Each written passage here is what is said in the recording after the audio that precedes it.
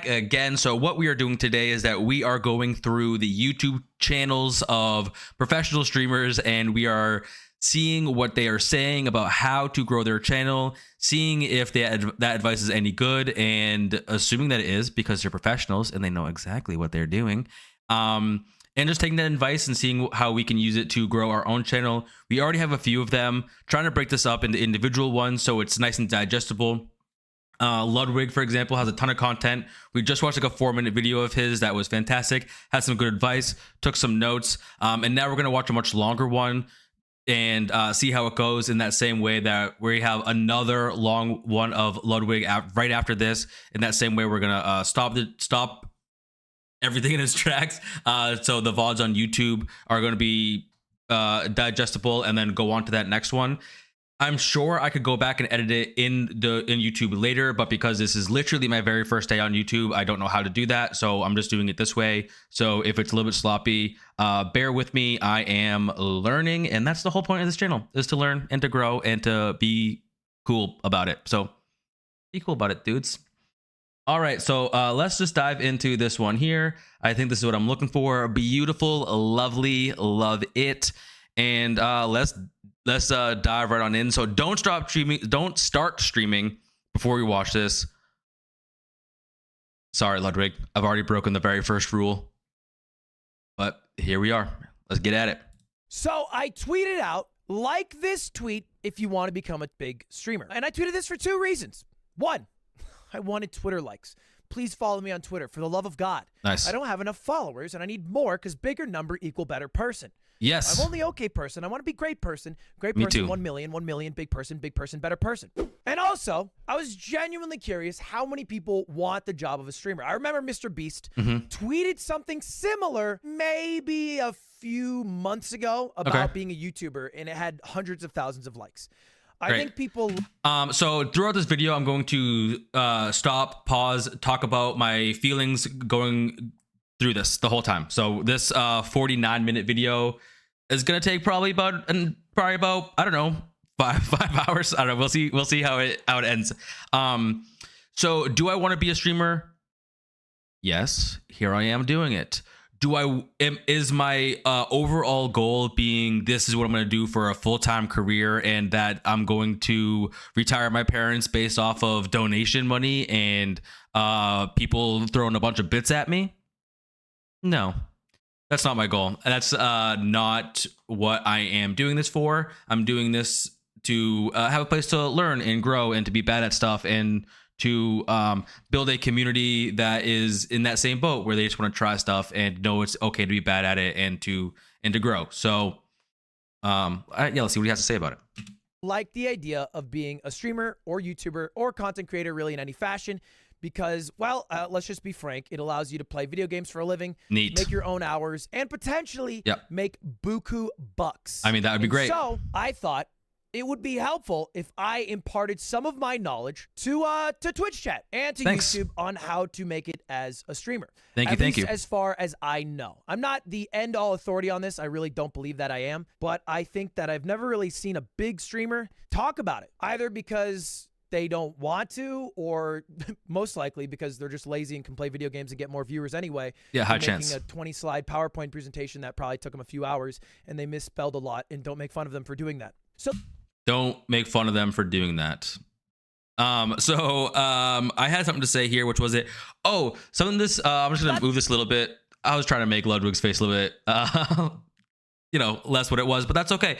So this has like a very similar feel to me as what Joe Rogan and or Tony Hinchcliffe has done for the stand-up comedy community, where they're, especially Tony Hinchcliffe with the Kill Tony show, is just showing and sharing how to be good and to not gatekeep how to be a professional at this thing that they love. Because I really believe that if you really enjoy something and that you have the ability to get to the top of that thing, you have certainly learned things just through trial and error that you're going to be able to allow people, the next generation of people, to avoid. what am I trying to say with all that is that if you really love something, right? Let's just use stand-up comedy as an example. If you love comedy and you want there to be not just more comedy, but more really good comedy, then why wouldn't you just help people that can be funny get to the top? It's just going to allow better stuff later. So what I mean by that is, if you aren't good at that, that advice isn't going to hurt the very top of the game, right? Where if you could do everything right, and if you're just not funny, you're just not going to be taking up space at the top. Versus that if you are hilarious, but can't figure out this obstacle that other people before you have figured out, then you're just going to allow that person to get to a spot that they might not otherwise have seen. And then what that means for that person is that now you just have somebody and something else at the top that you can just really enjoy. So I think that that is a huge W for Ludwig. So again, thank you for doing this. And teach me your ways, you sexy beast. That's what it says right there. All right, let's go. That's what I did. And we're going to take a look at it here today. All the knowledge I have rolled up into one PowerPoint presentation. And the PowerPoint presentation is called How to Make It Big as a Streamer. Nice. That is the entire goal of all this, is making it big as a streamer. You know, because it's not that fun to stream and not have viewers or not make money from it. So. And here we are. And I'm kind of having a blast. I get it. A lot of people want this job, and this is the start. Why listen to me? That's a fair question. Well, I'll tell you why. Growth. I'm now the 42nd biggest streamer on Twitch.tv. Not flexing, just stating facts. This is my chart line from Q1 of 2019 up until December of last year. And let me tell you, January, even better. Now, hey, I'm not the... Are you saying that Ludwig is a grower and a shower? He is now. Biggest. I'm not the brightest. I'm not the first, and I won't be the last. But I'm just a guy telling you what I've learned in my 2.5 years, almost 3, of being a streamer. So stick around. You might learn something. And while you're here, subscribe. Hey, it only takes a few seconds. You know something? Wait, hold on. I didn't say a word just then. I meant here too. You can like and subscribe these channels. Not only Ludwig, but Buttery Biscuit as well. It would be much appreciated. Much appreciated. Sometimes the YouTube algorithm will unsubscribe you. Maybe double check. Turn it from red to gray. I'd appreciate it. And let's get on with the show. With the first and most important part. Do you want to be a streamer? That's it. That's how it starts. This is it. Now, maybe on the surface level, you'll be thinking, well, yeah, I want to be a streamer. Are you kidding me? I play video game, make millions of dollars, work on own hours? What?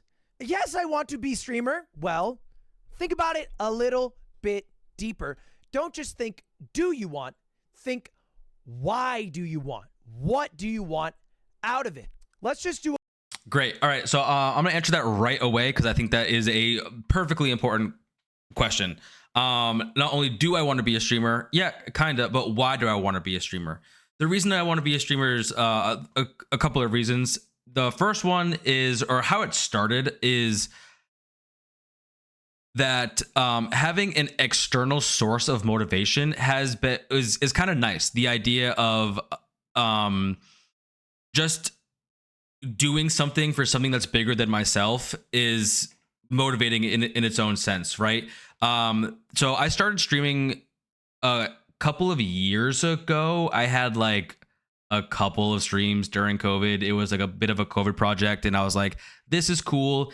And it helped me, or the idea of it was to help me be more focused on single player games, because for whatever reason, playing a single player game, I'm really enjoying it, and then I stop, and then I can't bring myself to go back to it, and even though I want to, neat. And so to have something bigger than myself is motivating for me to continue doing said thing. now my motivations for streaming is definitely some of that, but it's outside of video games, but it's the same concept. There are skills that I really want to learn, and I want to just do that on stream and to just try things out and to show other people that, hey, when you start doing something, you're just gonna be pretty stinking at it. It's just gonna stink up the whole room. If you want to learn how to play guitar and you don't even know what a chord is, or like me, you can't bend your pinky without bending your other finger, you're just gonna be making a bunch of noise, and it's just gonna be a nuisance. But after you figure out what a chord sounds like and what shapes to make on the neck of the guitar and how to make sure that you're applying enough pressure so that the strings ring out with these beautiful tones, then you start to do something. And then you're going to learn how to play a song, and then maybe learn how to write your own song. And now you're a creative being. And in my opinion, the state of creativity is where you get to really find yourself and to start to express yourself and to build some level of confidence to be able to know that there's something that you're bringing to the world that literally nobody else can. And so that's why I want to be a streamer, is to not only give myself a reason to do these things I've been telling myself I want to do for a long time, but to be able to show other people that you're going to be bad at it and that's okay. And through time and practice and through support of people around you, maybe that last one, maybe not that last one, you're going to grow and expand and just be better at it. And so that's why I want to be a streamer, Ludwig. Do a quick poll in chat. How many people want to be streamers? So it's like most people in this chat. Most. Like the idea of being a streamer. All right. You know what I would love to know? If I go back to have that number, no, it's just percentages. Oh yeah, no. All right, so 578 unique votes. I'm not gonna do the math to figure out what 62.3% of that is. I would be super curious to know how many of those people actually went live or have been live ever, or are even alive. That's another question. Most people in this chat like the idea of being a streamer. All right. Every single person who said yes, whether you said it to yourself or you voted, whatever it is, you need to do this right now. Let's do it. Write this down. We're writing stuff down. This is not. All right. Start state. So I've already started. All right. So I have a notebook in front of me. So started. I'm just going to put today's date, which is August 25th of 2024. That's cool. 1 year goal. Let's see. So let's talk about goals for a little bit, because there are different ways to break down goals. I could be talking about, I want to have 1 million YouTube subscribers, or when I go live, I want to make sure that I have 10,000 people watching me on Twitch.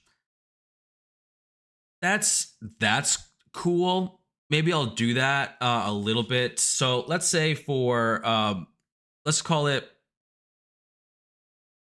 materialistic goal. Let's say I want to get to partner on Twitch. Partner. You're going to see that I have such bad handwriting and I write in cursive because I had a really mean 3rd grade teacher. This is, I don't know if you can see this, and I write small. Good luck, but it does, whatever. It's not for you. This is for me.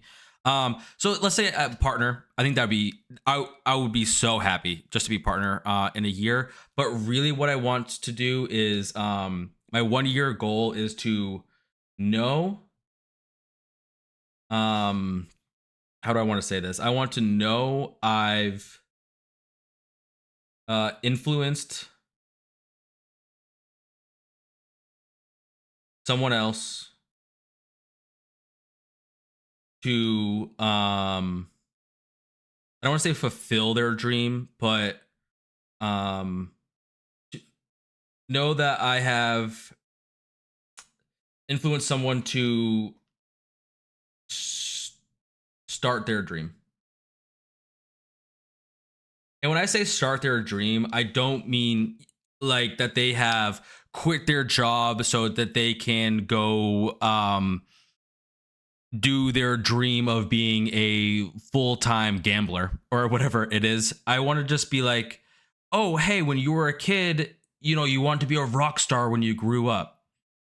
Just knowing that that person has now picked up an instrument for the first time, that's good enough for me. And then to continue that a little bit further is to know that we can now share them getting better at it, and to have a place for them to go to see me just be bad at stuff, and to know that, hey, Buttery Biscuit, I started playing guitar this week for the first time and I'm so bad at it, LOL, but I learned a chord and I'm really freaking excited about it. I'm gonna go show my friends this chord that I play, and I'm gonna play it over and over again, and it's gonna be so freaking cool. Nice. And then I'm gonna learn another chord and then another chord, and with those 3 chords I can now play every AC/DC song ever. Neat.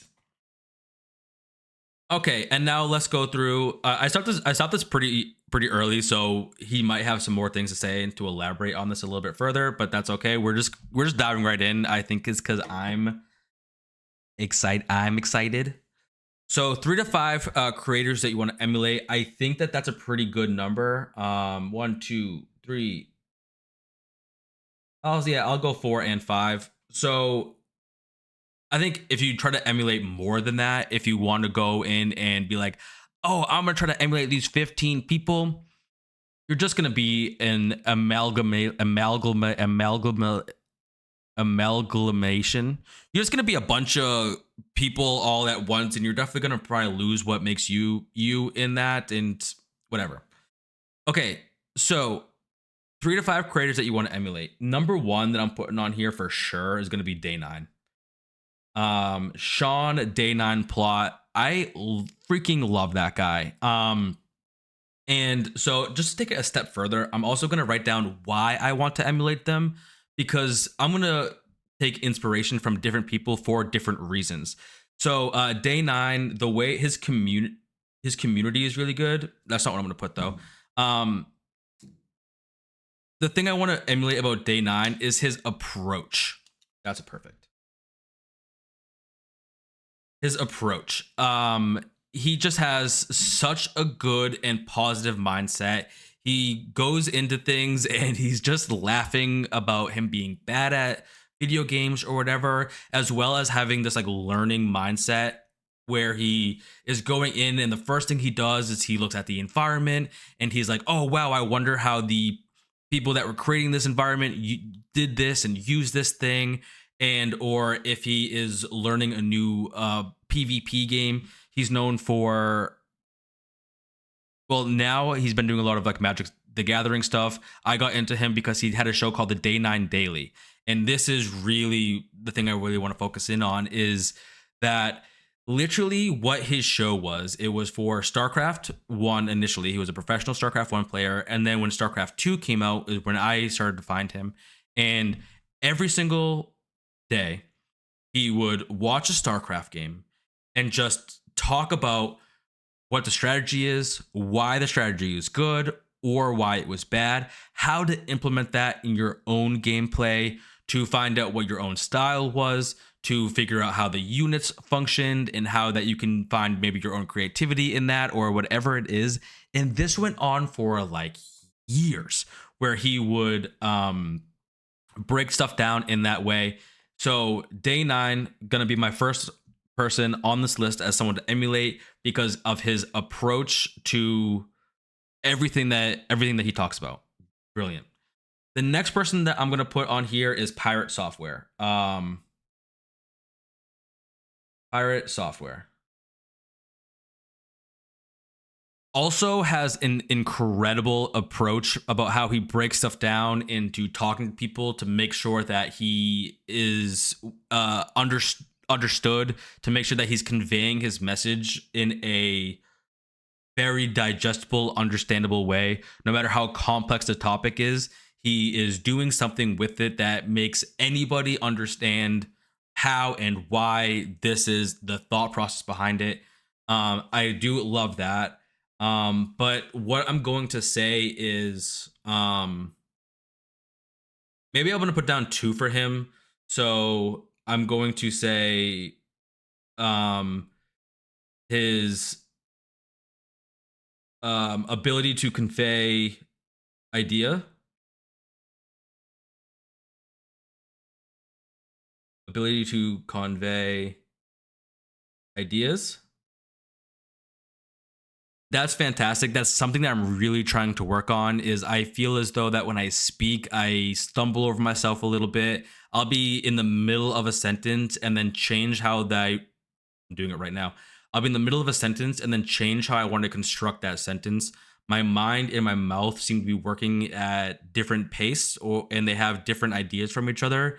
And that when I'm trying to speak, it certainly gets in my way, which is something I want to work on. And I didn't even realize how bad it was or how much I was doing it until I went back and I listened to recordings of myself. So that's been a bit tricky. The other thing that I want to emulate from Pirate Software is his marketing strategy. Marketing.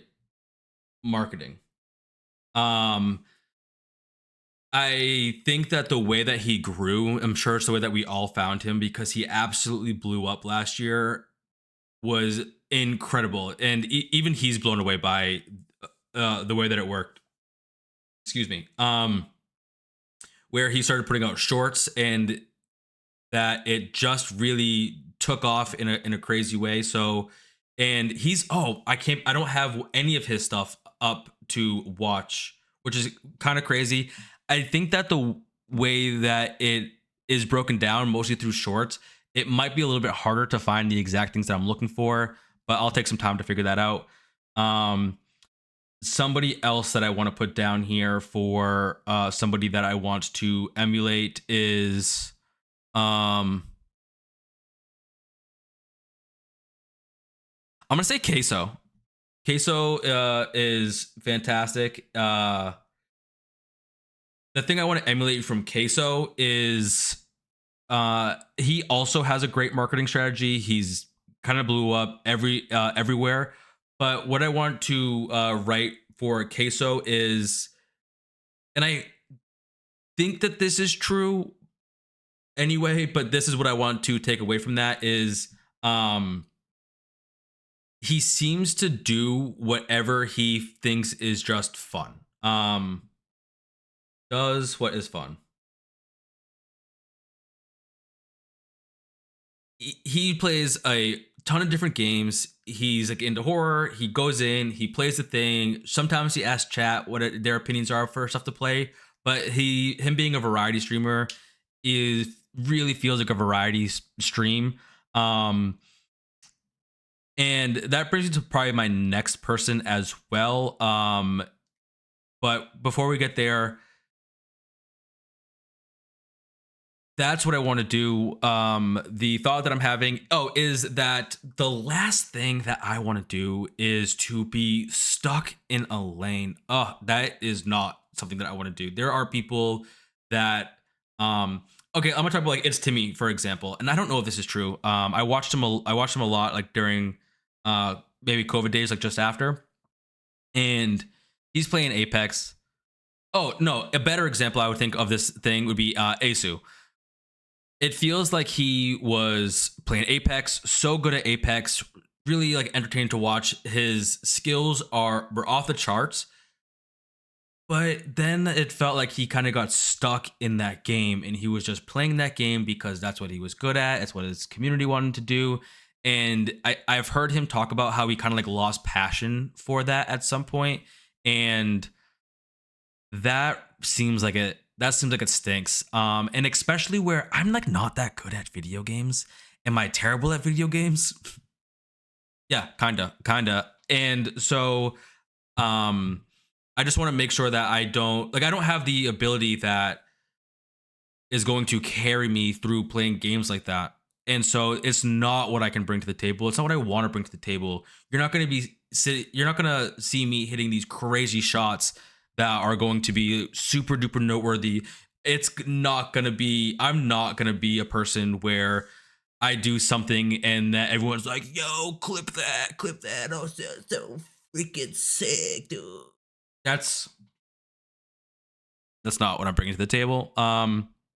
So to go back, Queso, because he does what's fun and he enjoys himself. He seems to have a really good attitude and his energy. I'm gonna write energy. Him and I do not have the same energy, but that's fine. Just bringing up and out something is something I want to do. The next person I'm gonna write down here, because I'm definitely gonna fill up all 5 of these. I'm pretty torn on this one. It's why he's down at 4. Not this is a ranking system in any way. Is Asmongold. The thing that I want to be able to emulate from Asmon isn't necessarily his gameplay or how he reacts to things, or even that he has strong opinions that he holds true with, which is also something that I really admire and something I do want to emulate. Though the thing that I'm going to write down here is that I'm going to write his ability to continue to speak throughout everything that he's doing all the time in a way that is relatively easy to listen to. So I'm gonna write easy to listen to. Easy to listen to. So Asmon can just talk. He just talks, and I don't hear him stumble over his words all that much. And that is certainly a place that I would like to get to. Maybe one day. Definitely one day, because we're just getting started, and I think that I'm doing fine. I'd give myself a passable grade, which is decent. And then the next person I'm going to put down here is, I really want to give it to Ludwig, because I'm here right now, and boy, I'm going to write down good old Ludwig. I'll be honest, I don't know that much about Ludwig. I do know that he is putting out these videos where he is really, like, I don't want to say like pushing, but trying to inspire people around him to go and do these things that he's doing, and his ability to share seems nice and fun. So I'm gonna write down like Ludwig, because I'm just trying to kiss his ass, and then maybe I'm gonna send him this video and hopefully he watches it and he's gonna tell everyone to like and subscribe to my channel, because that'd be so freaking cool. All right. So like Ludwig, again, just for like making these videos and to support. I'm gonna write down his ability to support those around him. And I don't know how, there's probably people around him that wouldn't totally agree with that, but just the fact that he's making these videos is the exact type of thing that I want to be doing. I want to be having YouTube videos where he's like, this is what I've done. This is what works. I want you to do this too, because this is super important for everybody. What's going on, Diggs? So I'll just give you an update of what we're doing right now. Is we are just going through, we're watching people, professional streamers on, hold on, what am I saying? We're just watching the professional streamers talk about how they got to where they are, and we're just going to the step-by-step video for this. So let's just do a quick rundown of where we are, what I've written down. Start date, we're starting today. I started a couple years ago, but I put it down almost immediately, and we're picking it back up pretty much today. My goal for next year is to know that I've influenced somebody else to be able to start their dream, whether it be to pick up an instrument for the first time, which is the example I keep using, or to do something that they were otherwise held back only by fear, to break through that. That is my goal, as well as something a little bit more materialistic, maybe, is to be a partner on Twitch. Again, Twitch is not the goal of being a full-time here, but that is my goal. And then my 3 to 5 YouTubers are Day9, Pirate Software, Queso, Asmongold, and Ludwig. Let's keep it moving. Not a joke. I'm being very serious. I want you to write this down. I know it's a bit corny. All right? Try to do it on pen and paper. If you don't have it, you can do it on your phone notes and take a screenshot. But really, actually do this. Write this down. We're doing it. We did it. 3 things. First of all, if you want to be a streamer, when are you going to start? Right now. Set We're a doing hard start date when you're actually going to start. If you've already started, maybe this is the date that you're going to start your YouTube or today. Perfect. So this is like my 3rd day on Twitch, maybe, because I'm not counting what I did before, those couple of StarCraft streams. But today is my 1st day on YouTube, and I wanted to do it the other day, and I had to get the stream key, and you have to wait 24 hours to get a stream key, and I was so annoyed because I had like a whole stream planned out. Whatever, let's do it. Start a new series or whatever it is. Yep. Just write some date where you're going to start achieving something you've been saying you're going to do. Right Number now. 2, write your goals for 1 year out. This can be for the start of 2022, maybe 1 exact year, maybe a few months. It doesn't really matter. All you need to do is have a set period of time and goals you would like to achieve by the end of that set period of time. Now, look, this is not your end goals. If you want to be the biggest streamer in the world, you don't have to write, I want to be the biggest streamer in the world by 2022. Not my goal. It's not really realistic. But True. you can write goals on the way to your final goal. Oh, and it's okay. Yeah, I'm gonna say that is, I love that advice, is that you could write down your goals on your way to your goal. I have done that more than a few times with with personal goals. For example, so I am in sales, I work commission, and so to have like big goals is like, sometimes you're looking at this number and you're like, how like can a person make money like this ever? But then when you kind of break it down to saying, okay, this is the goal I want to make for a year. Okay, so if I want to make this for a year, this is how much I need to make a month. Okay, if I need to make this a month, this is what I need to make a week. Okay, because I'm in sales, I know that I need to like make this many sales every single week. Okay, if my closing percentage is this, then I know I need to talk to this many people. Okay, I can talk to that many people every single week, like for sure I can talk to that many people. And then it becomes like really easy to know, okay, I need to talk to X amount of people. Great, okay. And then it becomes like really small and digestible. Another example that may be a little bit more relatable for people is cleaning. I'm sure that we've all been in a situation where my entire living space is an absolute mess, and to think about cleaning my entire house is overwhelming. I don't want to do all that. I'm just not going to do that. Instead, I'm going to go watch TikTok all day. But if you go, okay, well, I'm going to just start with not even the kitchen, but just the sink. I'm just going to go do the sink. Nice. Easy. Okay, I just did dishes one time. Great. You can just like stop there and you've made progress on your way to your end goal. Or this might motivate you a little bit to, now you have room on your sink and you had a couple dirty dishes on the table. I'm going to go move those to the sink. Oh, nice. And now the table's clean, and now I can go and then just like let that cascade and snowball through everything. I'm not going to do that for this because, well, I just don't feel like it. So we're just going to keep going through, and my goal is to be partner. I think that I can probably do that if I just keep things up. You don't have everything figured out, at least write something down that you would like to do. And hey, this doesn't have to be numbers. Like, streaming doesn't necessarily imply you need to be a big streamer.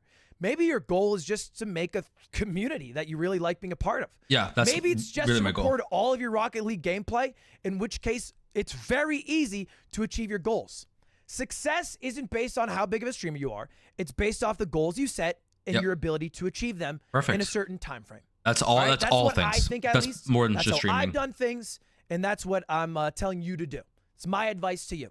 And then the final thing to write down: 3 to 5 creators you want to emulate. Not necessarily that you like, because maybe you like Shroud, but you don't frag like Shroud frags. Yeah, perfect. So, perfect. That's exactly what I was talking about. That you like, that you think you could emulate. Here's an example of mine. I've done this. Oh, great. Let's look at this. All right.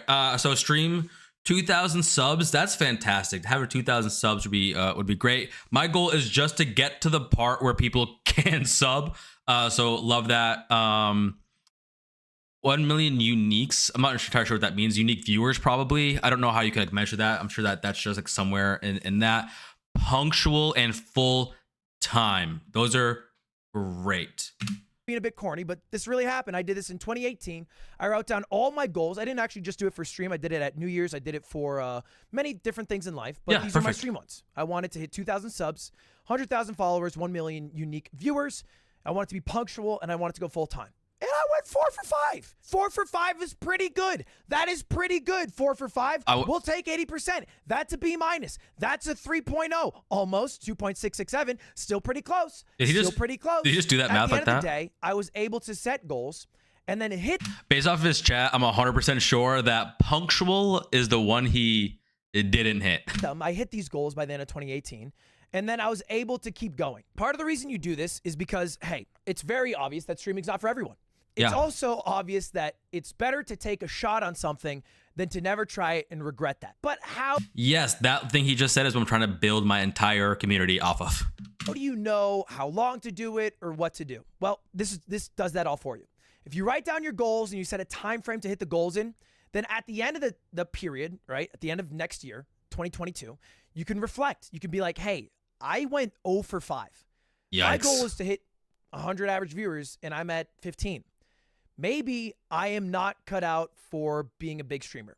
And that's an honest conversation you can have with yourself, but only if you do the work now to set goals, to set a time frame, to understand it, rather than just kind of 9 to 5 grind. I just go live. I'm just doing my thing. I've been doing this since 2018. That's all shit. All right? At least set yourself some sort of time frame so you have some sort of growth and progression that you can accurately and objectively look back on. I've also put the 5 streamers that I liked. And Great. I'm gonna say this because this was on the last Ludwig video we watched. It was only a couple minutes long, but essentially what he was talking about was that if you're trying to grow as a streamer, the exact thing not to do is to just go on Twitch and to just stream on there for however long or consistent. That to build is you have to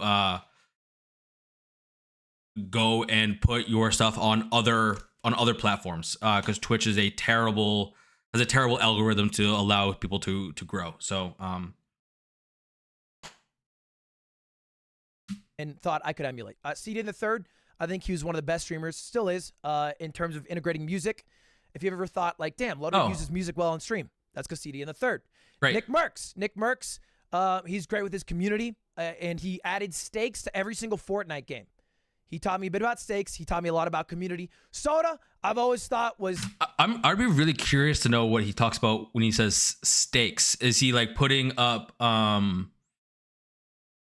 like, is he like, if I win this, then I can eat ice cream? Or if I lose this, then I need to eat ice cream? I don't know what... I've only seen very little bit of Nick Merckx, but I know that he's like... He cares about like fitness and he goes to the gym and doing things of that nature. So I'm assuming that ice cream can both be a victory and a demise for someone like that. Like the GOAT streamer. I thought he was like the best streamer. I know nowadays he just does whatever the fuck he wants, but I thought through and through, in terms of like, if you were to look at any streamer, I still think Soda Poppin' probably the GOAT. Clint, I thought his YouTube was some of the best shit. He was able to turn just random streams into really good YouTube videos, and and he was very personable. But, you know, obviously I can't emulate Clint to a T. He has this ability that every single fucking human on earth just loves Clint Stevens no matter what. I should check him out. You can think I have that. I promise you I don't have that. And then finally, Mango, a man who has maybe 1,000 viewers, 2,000 viewers, but 10,000 subs. If you sub to him, unsub, and then resub 3 months later, this is true, Mango will remember, and he'll call it out. He'll be like, oh, Pirate Oliver, hey, you're a resub, aren't you? You used to sub like 3 months ago. And so his ability to remember made people, and he has this superpower, I truly believe, to make people feel so included, which sometimes involves making people feel very excluded so that everyone else feels included. But that's besides the point. That's my 5. Great. Oh, I already did this. I'm going to try to skip ahead a little bit. Quick break, write things down. Maybe I should have waited for this, but I am just not going to. Best thing you can do. The absolute only lesson to take away from today if you want to make it big on Twitch. I don't like this music.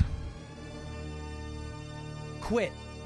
All right, boys and girls, ladies and gentlemen, thank you so much for coming to the stream. This will be the last stream ever, and Peace. I'm just playing. I keyed.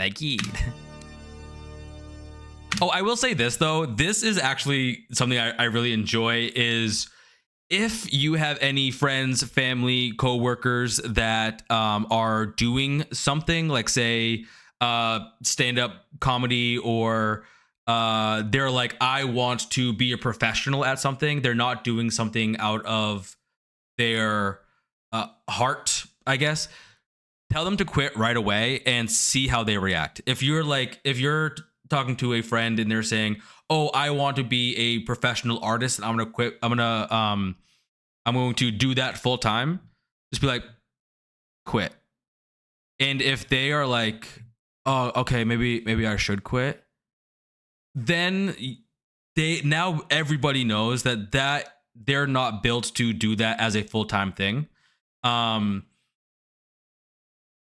And really encourage them to be like, just do this for fun and to follow your heart. Because if you just quit everything that you feel like quitting, all that's left is stuff that you really care about. And that's like super duper important. And I think that what I'm saying right now is super contradictory to the exact thing that I'm trying to promote, which is to try new things.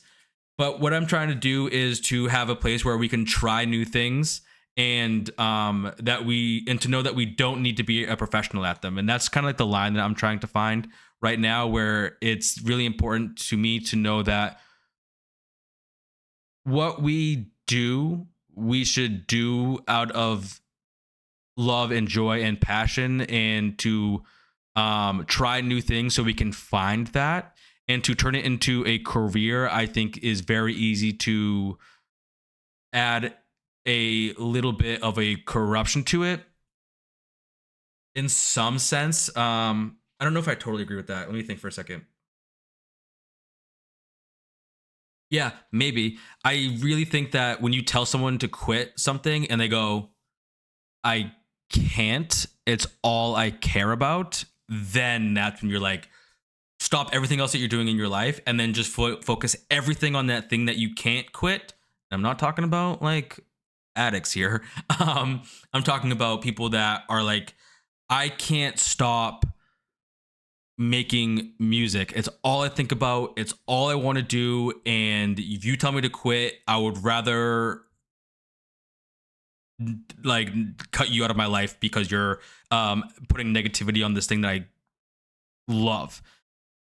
Like those are the people that you really want to find and to cultivate and promote them putting everything into it and make sure that they are succeeding in some way. And of course, if there's like lines and stuff with this, you don't want to tell somebody who's like, I love making music, it's all I want to do, to quit their day job before they have a established place where they can pay their bills, because that's a real disaster. But you know, let's go through and find those lines. And excuse me while I contradict myself a ton right now, but I'm also like learning and trying to figure out what's what here. Fucking quit right now. That is my advice to you. Yeah. If you didn't even take the 1 to 2 minutes to write something down from a man who is a top 100 streamer who knows a thing or two,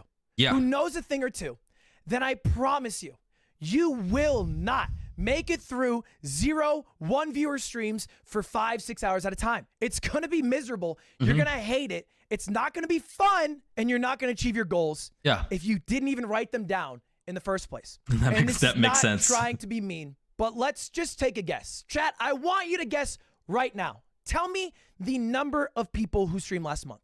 50,000. Sure. 650,000. Wow. No, it's way higher than that. 5 million. I would say, okay. Yeah, I think 5 million is closer, like 5 to 7, I would guess. It is 6.9 million. 6.9 million unique streamers. I'd be really curious about this number too. I know I'm stopping this like a ton.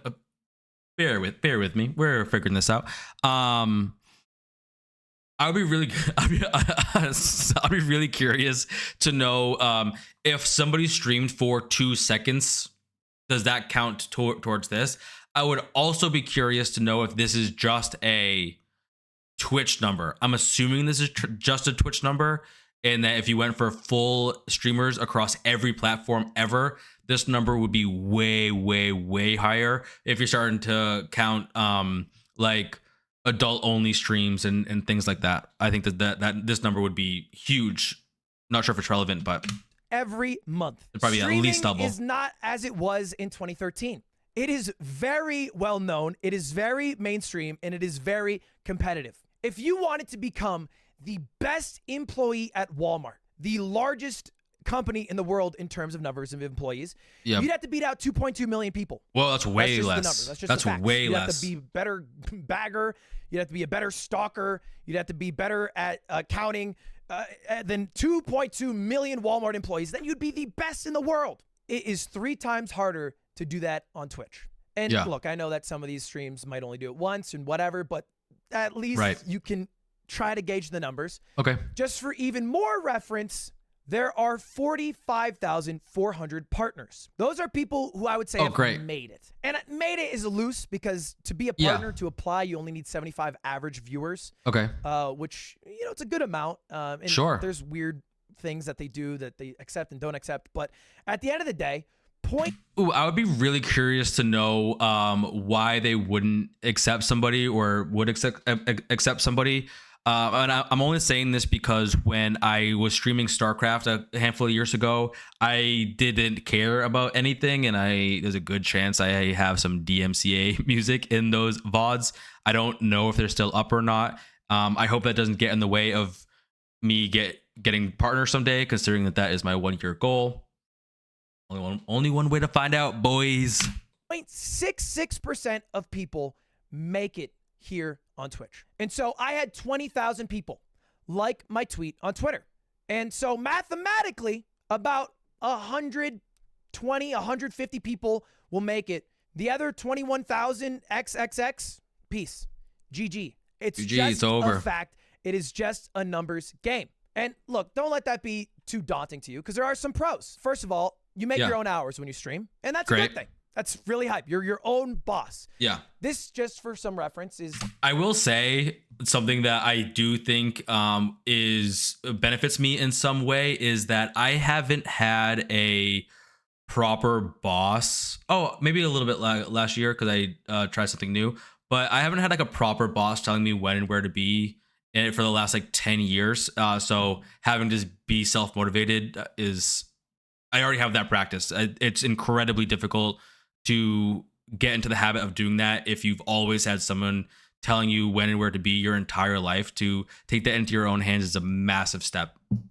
How many hours I work. It's not insane. It's not as many as someone who's like a doctor or whatever, but I streamed this many hours, November, December, January, past 3 months. And I'm going to just real quick, I'm going to do a little bit of math here just because I'm curious here. So if you stream, so he streamed, let's go with the top one here. And so he streamed 183 hours. And then how many days are in January? I'm going to say 30 because I don't know days of months because I just never cared to learn. And so that's 6 hours a day, assuming he streams every single day. That's a proper job. I certainly won't be able to do that unless I am able to stop doing my other job, which again, like I said before, I'm not sure if that's even my goal. My other job is pretty neat. I spend about 25 hours a month on YouTube. That's one, making thumbnails and titles, but mostly actually just looking at what works and trying to re-emulate that success. And then like 20 hours. It's like finding trends, I think he means. Like calls for sponsors, or like when I do a stream on chess.com, or whatever it is. I spend do you know what a goal? I'm not gonna write this down, but a goal that I would love to be able to achieve is to essentially be able to get to a point, if I'm making any money on streaming, to have somebody else manage that stuff for me. That would be incredible. Like to have, I think that like Whips for Tim the Tatman does stuff like that. I'm sure that there's other people that are really notable that help make thumbnails and to edit videos and to manage business calls and things like that. So I can continue to work the other job as well, because I like I said before, I really like my job. It's really fulfilling for me. So that would be, say, roughly 200 plus hours a month. Next year, that'll be my year after goal. The aspect that I'm always on. You know what I mean? Like, I have to have my phone and my Twitter notifications ready in case something big happens. Whether Corpse tweeted at me or they need an Among Us player. You know what I mean? Like, I just have to be available. Right. I can never necessarily be off. But I'm in sales, already something I'm accustomed to. 200 plus hours a month. You don't have to be available. Sure, I don't necessarily have to, but I would lose out on growth if I'm not. And I think that part of the reason I'm successful is because I am available. And you'll see people like Carl Jacobs, who's blown up. Doesn't matter if you like him or hate him. Carl Jacobs is blown up on Twitter and Twitch and every platform. And Carl has post notifications for every big YouTuber. So if they tweet, he sees it, he replies. People see him in the replies all the time. You'll see Carl on your timeline. I guarantee it. It's because Carl is never off. He's always on. Yeah, maybe that's only an hour of Carl's day that he's on Twitter, but it's also an hour, 5 minutes from 9 till 9. You know what I mean? There's just something to keep in mind. But you can make a lot of money. I don't know if that's how much streamers make. This is what rough. I would want to be doing, I but don't maybe. think we're allowed to say specific numbers. Goes against a contract, but are you not allowed to say specific numbers? That's something that I am inherently against a little bit. I think that everybody should always be able to talk about exactly how much that they're making. I know it's probably not, but it feels like unconstitutional to me to not be able to speak about money. It seems like a bizarre taboo. It seems like a way to allow companies not pay other people what they deserve because of like secrecy. It's something I very much dislike. Oh, I don't know why I stopped. Let's go. Roughly, if you average 100 viewers, I think you can expect to make about 1,500 on stream. Nice. Honestly, if you're a smaller streamer, the amount of money you will make will be higher because people like supporting smaller streamers, so you'll have more whales. Great. It's kind of like a bell curve where people really like giving money to smaller streamers, and then middling streamers like 1,000 to 5,000, not so much, and then big streamers, they go back to being whales and stuff. But this is per month. This is monthly. I would say you make about 2,000 a month if you average 100 viewers. If you ever average 1,000, then you start making pretty good money.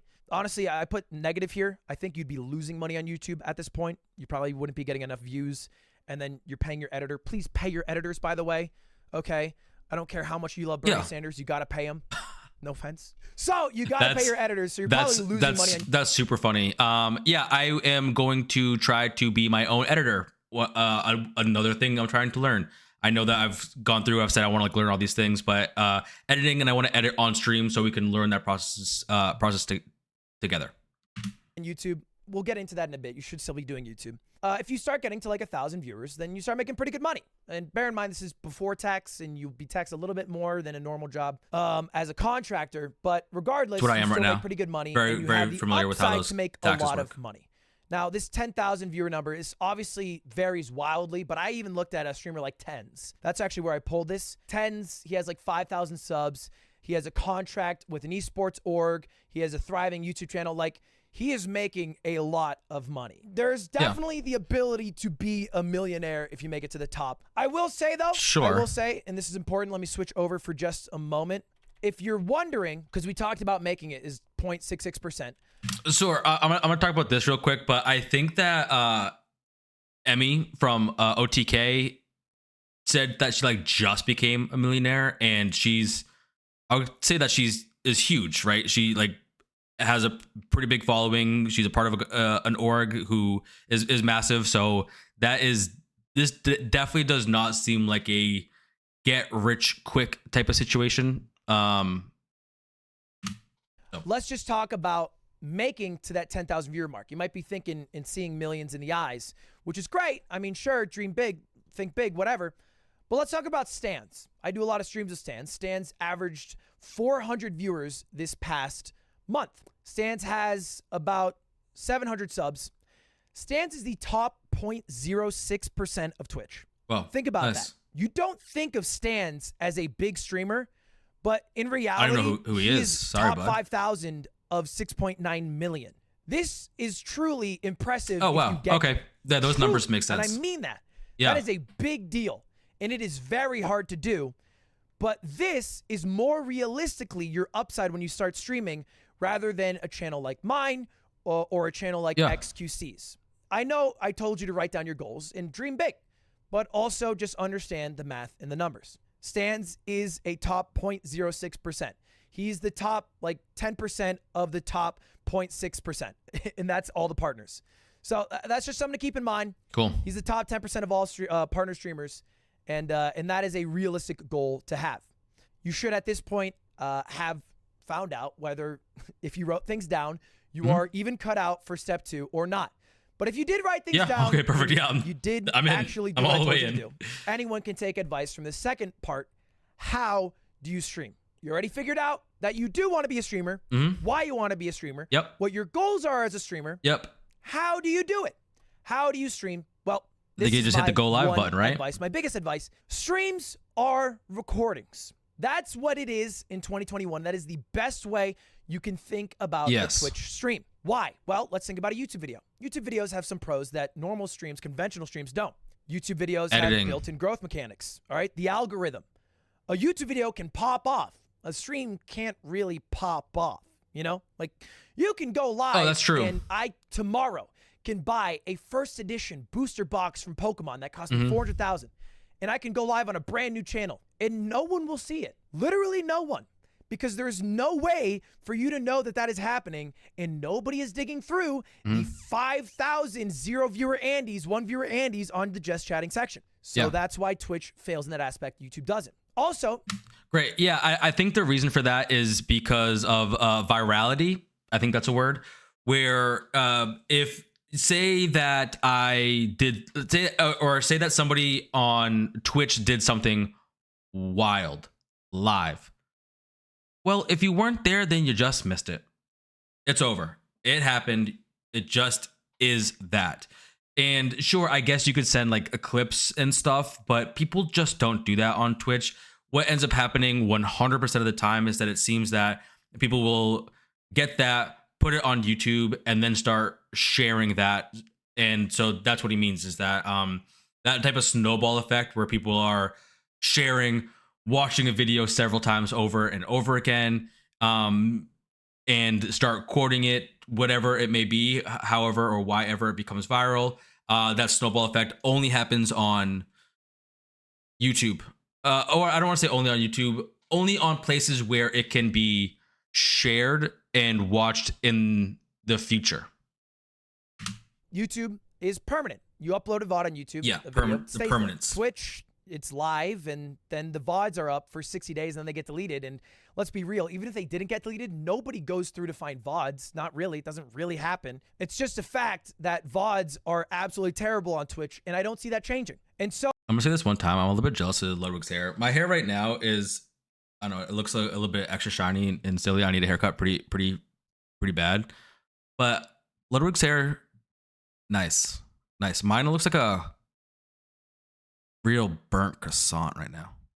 So the permanence of a YouTube video means that even if it doesn't do well in the first month, maybe a month or two from now, you'll be able to look back and be like, oh, this video actually did well. You can't really do that with streams. For example, I did a stream the other day. I did the higher lower stream and it did okay. I had an okay number of viewers on Twitch. I had like 22K, but it didn't do that great. But my YouTube video has right now 560,000 views, which is 100,000 above average. The fact that it's permanent on YouTube lets me see that. If I only had Twitch, I would be like, oh, if I play higher or lower on stream, it's only okay content. No, it's better than okay. It's just that people didn't know it was happening or weren't live to watch or busy, whatever.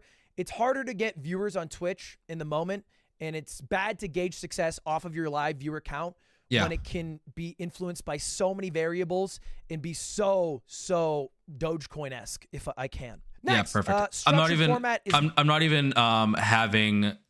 Oh, is this mine? I'm not even having a number. I have no idea how many people are in my stream. I just know looking at 0 for hours is gonna make me not want to continue talking. It's better content. This is general advice, but generally, YouTube videos are structured. I think we kind of know that. You know how a YouTube video generally goes. Yeah. Yo, what's up, YouTube? Back here with another, you know the vibe. Twitch streams don't have structure inherently built in, which usually makes them a bit worse. Structure just allows you to have a very concise beginning, middle, end. And a very concise beginning, middle, end is usually better than just a hodgepodge of whatever the hell you're doing while live. And then finally, every YouTube video is a lottery ticket. Like I said earlier, if you upload a YouTube video, it has a chance to pop off. It really does. Fair. If you go live, you're never really going to have that chance to blow up off of a stream. The only people I can think of that blew up off of a stream either were like collabing with somebody really big or came from a platform with a lot of viewers. Nobody just blew up out of nowhere overnight on Twitch. YouTube can happen overnight. Yeah. I mean, literally overnight, you can blow up. And you've seen that time and time again. Dream literally was like a 10K Andy on YouTube at the start of 2020. He's doing pretty well. That would not happen if he only streamed. Yeah, this video is a little bit old. The more recent examples of that, I think, big time are Queso coming from TikTok and Pirate Software coming from YouTube Shorts. Admittedly, this whole thing was about how to stream, and we've only talked about YouTube videos. That's because it's time to start formatting your streams around your YouTube videos. So you have to stream for YouTube. Now, when I go live, that's exactly what I'm doing right now. And that's how I think. Segments for YouTube. And I'll stream those segments, and then I'll have like filler time in between. And then I'll have some things that aren't for YouTube. And that's fine, but you need to have some segments. Very roughly, they work like this. They'll have an introduction to the idea, to what the segment is while you're streaming. I'm going to give you an example of a YouTuber doing this because I think that this is probably the single best YouTuber, and they get a credit for a lot of other things, but they don't get a lot of credit for this at introductions. And that's, of course, Mr. Beast. Mr. Beast, I think, is the best YouTuber at doing introductions. And even though we're talking about... Oh, I'm going to write this down because I know that I can be better at doing this. I don't know exactly what I said at the beginning of this video, but... streaming, I take away, and you also can take away how to do these intros on Twitch. Let's just take a look at this. In this video, we are going to be eating $100,000 golden ice cream. I'm blown away. This is so good. $5,000 mac and cheese. This mac and cheese is magnificent. $30,000 banana Foster. Ooh, that's incredible. And so much more, starting off with $100 ice cream and working our way up. That was 19 seconds top to bottom. And what did the introduction do? Let's talk about it. Let's break it down. It introduced the idea, the concept. Yep, we know exactly what we're going to do. All right, so explained it.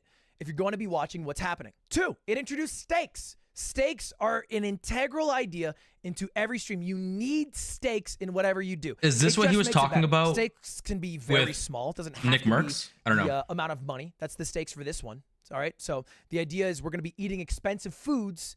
The stakes are that every food will increase in price. And then it also says how this will end. How does this... Oh, here, I'm going to do a quick practice run in the middle of this right now. So here we go. I know that we're doing this. YouTube, welcome. Today we are watching streamers that have made it in the industry to the very tippity top, and we are taking their advice. And by the time that we are done taking their advice, let's see if I too can become a famous streamer. Yeah, maybe I should have done that.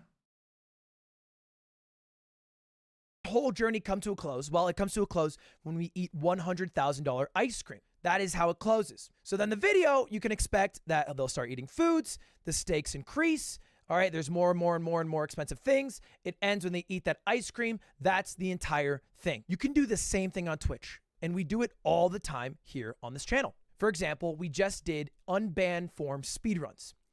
Okay, hilarious. Introduce the idea. We're doing unbanned forms, but we're speedrunning it. Okay, that's the concept. What are the stakes? Well, the stakes are we want a good time. We want to try to get world record. This costs no money, but those are the stakes, trying to get a good time. When do we get to the conclusion? When we beat the time and get the world record. Very simple. All right. And the meat and potatoes are me just doing the runs. Introduction says everything that's going to happen. Conclusion is when I finally got the world record. Very easy, very straightforward. You don't necessarily need money, but you can create streams in segments that have all 3 of these aspects. And when you stream for YouTube, the beautiful thing about it is your stream is better, but also you get a YouTube video that is very easy to edit. You can just edit down because everything's built in, and you get to trim out all the fat until you have just this beautiful lean YouTube video that is the 20 minutes, 15 minutes, whatever it is of gold of the 30-minute hour recording. So it's just a win-win-win. Nice. There's no losing here. And don't get me wrong, it is still fine to go live and do regular streams. I actually had a problem when I first started streaming where I would only do segments. I was like, if it's not a segment, it does worse on viewership. There's no point. I just need to do segments. Well, you can do both. And I've learned that. That's something I had to learn. Let's do both. I had to deal with things like numbers going down segments. and viewership being bad. And that's something that takes a bit of time. That's like a personal journey. You just have to one day get over it. There's nothing I can tell you. You just have to one day get over it. But I've learned that I can do segments, plan out segments, and then do like I'll call it filler content. Think of XQC streams. Most of his content is like, it's not really formed around YouTube videos. It's mostly just filler content. And it's not bad. I'm not saying it's a bad way to stream. It's kind of fun in a way because he's always like thing to thing to thing. There's no dead air. It's like chess, bang, done chess, react, bang, react, done react, bang, we're playing Super Mario now, bang, done that, Valorant time. And none of these are really going to be like really phenomenal YouTube videos. He streams like old streamers used to stream. I just don't think that'll work for people anymore because it's not 2013. The competition's too fierce. Your stream's probably not going to get found. You're probably not better than the good gamers at games. Probably not funnier than the funniest people at being funny. True. And even if you are, you have to be not as funny as Moon Moon. You have to be funnier than Moon Moon to get found because people already know who Moon Moon is. So rather than stream like XQC streams, stream for YouTube. And you can do both, but just remember to include segments. Just promise me you will not do the grinding, hustling, 9 to 5, putting in my 8 hours. Because that is all bullshit and a waste of your fucking time. Yeah. You are literally doing nothing. Great. Yeah, I think that this is also another great point. And the thing that I want to make sure that that I'm not doing ever is trying to compete. I know I'm not the best anything, but what no one is doing better than me is me. And so what I need to do is just find out what that looks like on camera and on stream. It is not just going live that matters. It doesn't. Next, this is just one quick example. Which is a better video? Example of 2 streams. Now, no shots. Blastoise actually had more viewers here. This is Blastoise's stream, ranked Valorant with friends. And then Stan's is ranking favorite avatar clips. Okay. Which one probably transfers to a YouTube video better? Now, we can ignore factors like copyright for now, just for this example. I just screenshotted 2 random streams I saw yesterday when I was making this slideshow. I have no idea the answer to this. You guys would probably agree that Stan's makes a very natural YouTube video. Blastoise's is just kind of like a Valorant highlight for a guy who is okay at Valorant. And it's a great stream. Maybe he's having fun, but this will not help you grow. We can admit that. He probably won't grow unless he suddenly becomes radiant or has a lot of knowledge or is a really funny player in Valorant that is missing. Realistically, Stan's stream will have a video that will help him grow a little more. It's also important. Oh, okay. I wasn't understanding how or why, but I'm gonna say this because I think I understand. So with Blastoise, is the reason that is not the one chosen is because ranked Valorant with friends. Everybody's playing ranked Valorant with friends, and so what causes this person to stand out if they're not the best at the world in it? That's the downside. Versus ranking fave avatar clips. This is much more personal. There's no competition because it's just like an opinion, and so that's what is making this a more digestible content for, or more unique content for a YouTube video. I think that's what he's saying. Form ideas, and this is an interesting concept. Form ideas around titles. So if you have the title of what you're gonna do, you can form the idea around it. And that's kind of like all of Small Ant's channel. So I think Small Ant is a really excellent YouTuber. But let's just take a look at his YouTube channel for a moment. All of these are just really interesting and engaging titles. I turn the floor in Mario Odyssey to lava. Pokemon Ruby, but all opponents have Wonder Guard. A Breath of the Wild YouTuber thought he was better than me. Can you beat Eventide Island without touching the ground? If you form a concept, a stream around just the title, you write your clickbait for you, you write your title for you, and the content will be very natural. It's a lot of work. He works really hard. Every Asmon Gold video right now is, this changed my life. Stuck upside down. I'm working with the title. I beat Pogo Stuck, but it was upside down. That's my title. That's what I'm working with. And then the content will write itself. So Small Ant, great example of that. Great example of having titles, both in streams, because he streams all of this, by the way. He streams all of this that translate to good YouTube videos. All right, let's go next. The 3 ways to grow. Okay. 3 ways to grow. We've talked a bit about the middle one. We're going to go on it a little more, but let's start with collabs. Collaboration is probably one of the best ways to grow. I am not dumb. I am not oblivious to the fact that I have used Corpse, Technoblade, Sykkuno, Pokimane, you name it, and it's helped me grow. Tricky. I mean, that's just how a do fact. I do that? Collaborate with people, it helps you grow. And it needs to be in somewhat of in an authentic way. Obviously, if the content is worse when you work with someone, then it won't really go well together. But collabs just help. They really help. It's a thing. You can think as on the nose as when XJaws brought on Syndicate to his YouTube channel, and then Syndicate blew up into a larger YouTuber than XJaws. That's something that happened a few years ago. Or you can think of it as minute as an Among Us game where Yeti makes a brilliant play, and everyone's like, who's this Yeti Apocalypse guy? Like, yes, you also have to be good. You also have to have a good bedrock of content. It's not as easy as just streaming with someone. Because I promise you, I've streamed with a bunch of people in Among Us who have 15 viewers when we started and have 15 viewers now. But if you have something... Hey, I'm totally blanking on this right now. But so yeah, I think that collabing is good. I have nothing to say. I'm just gonna move on. These are thoughts. Skills, some bedrock of content aren't relevant really. That people can absorb the moment they see you and you're exposed. Then you're gonna do well. Does that make sense? How do I find people to collab with? Something there ready. So let's think of the Mr. Beast Challenge 1 video. Mr. Beast did a challenge. He shouted out the channel of a winner. The idea was get this person 1 million subscribers. And it was a contest where you get the winner of the contest 1 million subs. And the guy who won was Zealous. Zealous is at 2 million subs. And the only reason he's there is because he had content that, one, was quite similar to Mr. Beast's, already there as a bedrock. If Mr. Beast shouted out a channel that had never posted a video, they're not going to go anywhere. And look no further. Yeah, that makes perfect sense. Every time a big streamer hosts a 20-viewer Andy. You host a 20-viewer Andy, they're not ready for it. They don't have the content for it. You look back a month later, still a 20-viewer Andy. I'm so happy that he said this, because one of the strategies that I was going to do just now is that I saw a video in which that Ludwig made a video without his name, his face, his voice, anything like that. It was about Mizkif. He sent it off to Mizkif. Mizkif watched it, got a ton of views. And so I was hoping to do the same thing with this video to Ludwig. This video has ended up being way longer than I expected because I'm pausing it like right now, like crazy. And so this advice right here has kind of advised me against doing that until I can get a little bit more of a foundation on the channel. So wait until foundation is before sharing this. So, thank you. Thanks, Ludwig. Remember so vividly Shroud saying that Twitch is a lottery, rating or hosting some random guy playing some, like, it was like Dead Cell or something. I forget exactly the game. And I looked back like 2 weeks later to see that guy's channel. Same number of viewers as before the Shroud raid. His content wasn't ready. It literally just wasn't ready. So collabs are good, but you need to have a bedrock of content to make them work.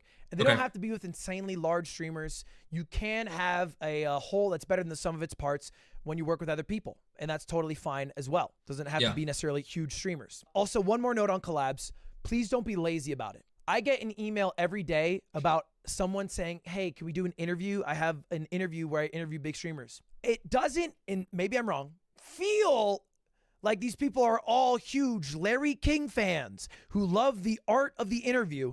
It just feels like the easiest, most thoughtless way to interact with a large streamer so that you get some growth from it. Maybe I'm wrong. But I'm gonna write this down as well. If there's anybody in this chat, that'd be great. I am maybe thinking about stealing that idea, but not just coming into it with, hey, can I just come do an interview with you? Because who cares? But instead, saying, hey, I would like to do an interview with you. Here's an example of the questions that I want to send you and ask you, and to show up with a list, and then make sure that when I actually do the interview, to use those questions. I'm sure that the person that I'm asking will have prepared answers, and then to ask some questions that are not going to be in there because you want to have some free flow conversation as well. The vibe that I get, and when you send an email out for that, that's all you do. It's lazy. It's not going to work. I promise you, it's not going to do that much for you. What's the other thing? People who really succeeded in collabs with larger streamers have done things, and bear in mind, all streamers are lazy, that the streamers really like, enjoy, and it's so, I promise you, painlessly free to interact with streamers. And just look no further than the Dr. Disrespect Alleyway song. That was made by a man called J+1. And you might be asking, well, who's that guy? Well, this is the guy who took a random clip of Doc singing while playing Warzone, I believe, called Give Him Love, and then made it into a fire song. Put it on Doc's subreddit. I think he actually might have donated. And then all of a sudden, Doc loves it. And when Doc wants Am I gonna get banned on Twitch right now for this? the song, he's like, well, I'm hitting up J+1. Same thing's happened to me with ex-girlfriend, with my editor Polite, with people who I've played Among Us with. Think Otto. I mean, Otto, that motherfucker leached his way in, but he had something to offer of value. He actually was a godlike programmer who could make things that were valuable. I used Otto. I needed Otto for content. Otto's great. Nice. And now he has like 500 plus viewers. That's great. He didn't send me an email saying, hey, Ludwig, I make programs. He made a program for me and put it on my subreddit. So make something. Put it on the subreddit. Donate with a link, whatever it is. There's 1,000 examples of this working. It can work again. That's how you collab with someone big, or you can just collab with someone smaller and more your size, and that is also easier as well. Does that make sense? Next, outside traction. Here, real quick. I'm gonna just pause this again. I'm going to do this. I am curious to see if he had a Discord down here. It does not look like that. Maybe I'll go over to conventionally everyone Reddit. Knows, like, hey, Eventually. You gotta be posting on YouTube and TikTok and Twitter. Yeah. And that's great. And that is true. That is all true. Twitch does not have really good growth mechanisms. These other sites do. You can bring viewers from those sites over to Twitch to stream, or wherever you want to stream. It can also mean getting outside traction from a community. You don't just have to post to the void of YouTube and hope that some people find it. I was a part of the Super Smash Bros. Melee community in a very genuine way. It's my favorite game of all time. I made a lot of friends from it, and I made content for it. And it is a lot easier, I promise you, to get noticed in a community that small when I post on their subreddit a YouTube video I made and get traction that way, than to just post on the YouTubes. That is a lot harder. I promise you, that is a lot harder. I'll start if you have with a community you're in, and it does have to be authentic, right? I'll start with people are smart. My People 5 can streamers tell I very want to emulate. quickly when you're inauthentic or like clout chasing, and they'll call you out for it, and it'll be a mess. It won't be worth the time. But if you're in a community in an authentic way, you can make content for it. You can grow within that community, and then after doing that, expand that to something else. Variety streaming, whatever it is. You know what I mean? A lot of people you like blew up parts of smaller communities. Moon's name is Moon Overwatch, XQC Overwatch. Without that Overwatch community, they don't make it to where they are today, right? They needed that community as a foothold. Me, with Smash. Minecraft speedrunning. Sure, it's a larger community, but still, without that speedrunning community, I don't know if Dream makes it where he makes it today. If he didn't know how to be that good at the game, maybe he doesn't. I don't think he does. So you just have to think of it as outside traction, not just posting on these outside sites, but trying to find smaller communities or being part of them in authentic ways, offering value, making videos, being a part of it, and growing within there. And then maybe you can grow on, let's just call it mainstream. And finally, the last way to grow are big events.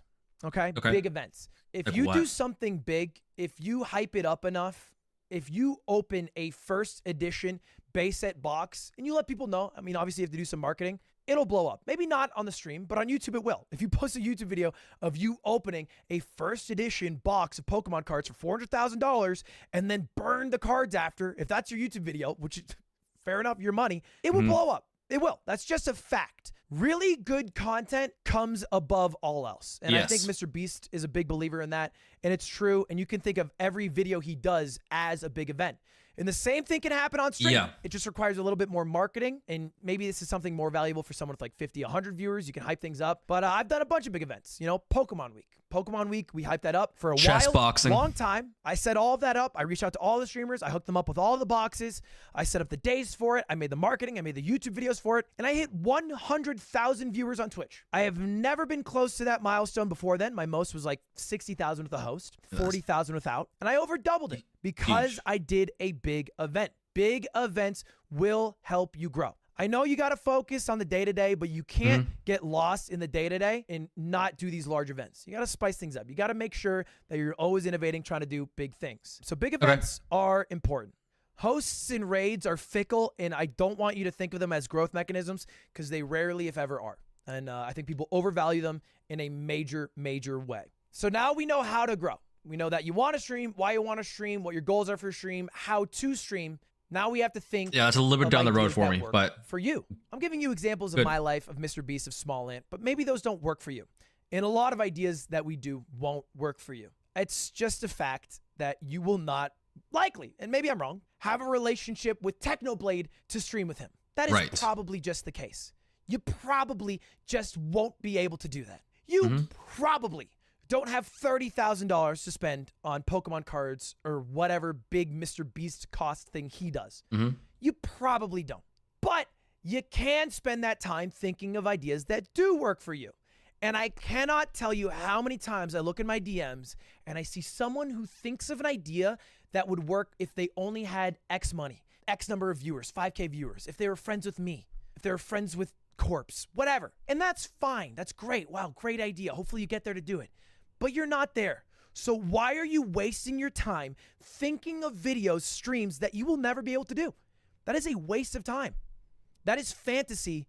That is not strategy. Think of things that work for you. And there are things that exist. I made money by donating to streamers. This is one of my favorite YouTube videos. I thought of this idea where I would donate to streamers, have them go to a website where I made merch, and then see if I could get merch sales. I thought of this idea. I immediately went to record it. It took me 2 hours top to bottom. I finished it. It was edited. It was uploaded like a couple days later.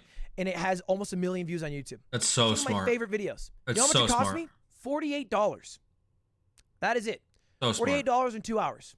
And it has almost 1 million views. Anybody could have done this video. It's $48, but that's less than the price of a video game. I'm sure I don't have merch. If you just saved up, if you're tight for money, you could have made it happen too. Or done it for even less if you really want it. This video is one of my proudest videos. And I know it's not a stream necessarily, but this still does bring up the issue that you need to solve of thinking of ideas that you can do. Does that make sense? There's a lot of videos that you can do. So when you're thinking of your 3 to 5 streamers, all right?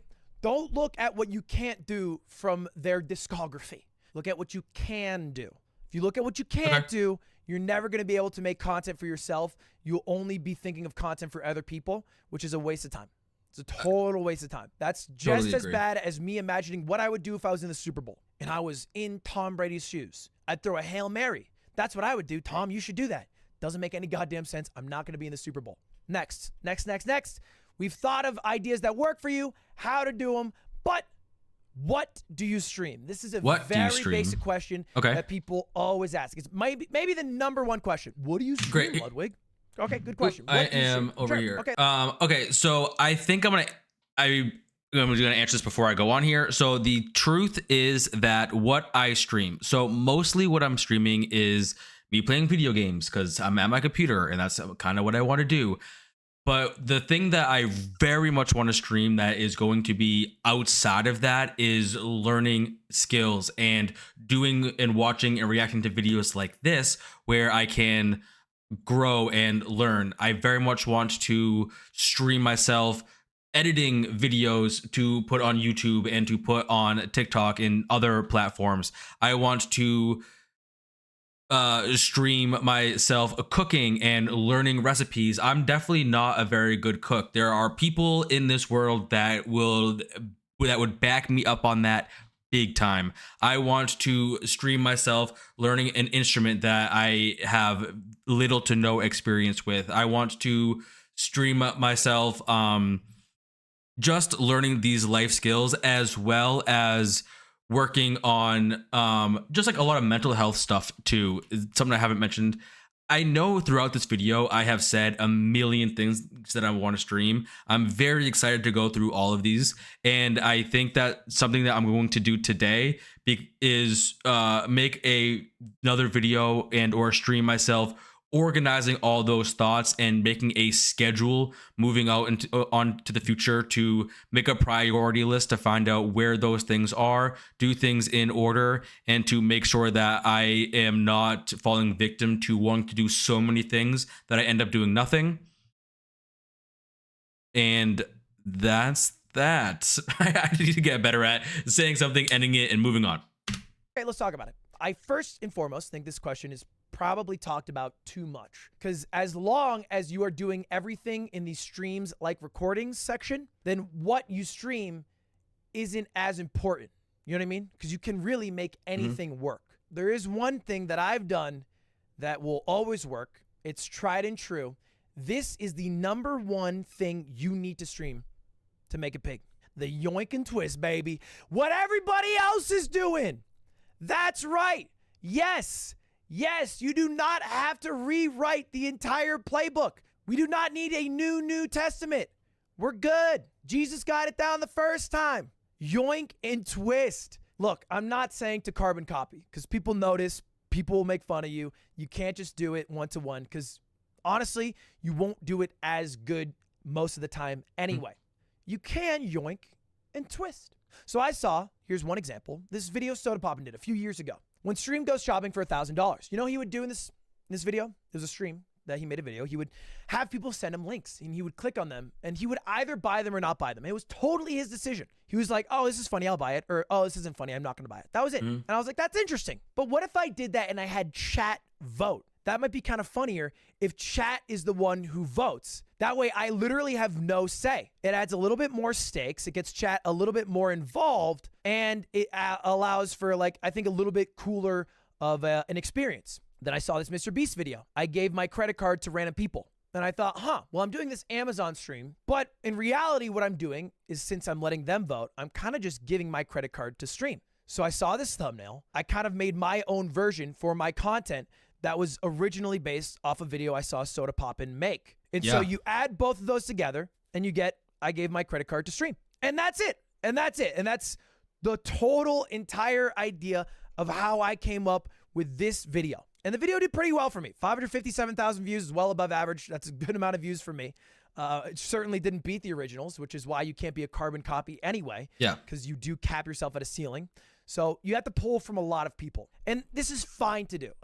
Maybe it feels scummy or bad, but I promise you that there is very little to no originality in streaming or YouTube. Mizkif is swapping just some creativity.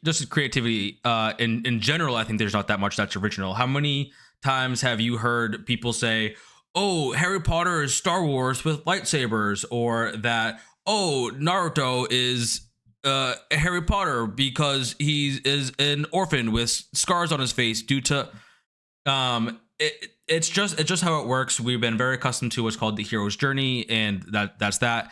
But I think that the thing that is important for me anyway, because I definitely do plan on doing this yoink and twist, is to make sure that if I am, I'll say, being influenced or inspired by somebody else, is to make sure that I am remaining authentic to myself, and to ensure that what I'm bringing to the table is just how I feel and how I am, and to not steal other people's personalities, because that seems like an absolute trap. Maya today. Wow, that's a really good idea, Mizkif. I like it a lot. Let's just go ahead and take a look at a video I made a couple of days ago. Oh, I swapped streams with Cutie Cinderella. Oh, interesting. Oh, it was on banned forms. I don't really know. Huh. Interesting. That's fine. I don't have any claim over it. all right? But at the end of the day, if you are the first to it, you will probably be more successful. If they don't add their own twist, they are capped to what they pulled from. That's just how it works. Makes sense to me. You have to add your own twist or else you have a ceiling. All right, let's give you another example. Point Crow Wikipedia race. Point Crow totally yoinked this for me as well. Wikipedia race runs are insane. It's a direct one-to-one yoink. It doesn't feel like there's anything really new to it, but he's capped because my video got 1.6 mil. He's half of that. He probably will not beat the number of views I got. He needs to add a twist unless he wants to be stuck at that ceiling. You got to add your twist. You laugh, you lose. I've done a lot of you laugh, you loses. That's not new. I have a ceiling of other people who've done you laugh, you loses. You laugh, but the video ends. There's the twist. That video has over 1 million views. I was the first person I know of to do that. Now, it's been yoinked several times, and actually, I've stopped doing it, and it's been yoinked so much that it's not even considered my idea anymore. But regardless, the point is how that works? You need to yoink, but you need to twist. This is why we brought up the 3 to 5 creators. Who did you write down? Look right now who you wrote down. Who are the 3 to 5 that you want to emulate? Those are the people, first and foremost, that you're going to want to look from. You want to see what they've done that maybe you could yoink. Could you yoink and twist this? Is that possible to do? Who'd you write down? Think about it. It's fine. You don't have to come up with it all right now. Sure. But it's a good base to start. Because at the end of the day, very simply, this is how streaming and more importantly, YouTube work. You do things. Throw shit at a wall.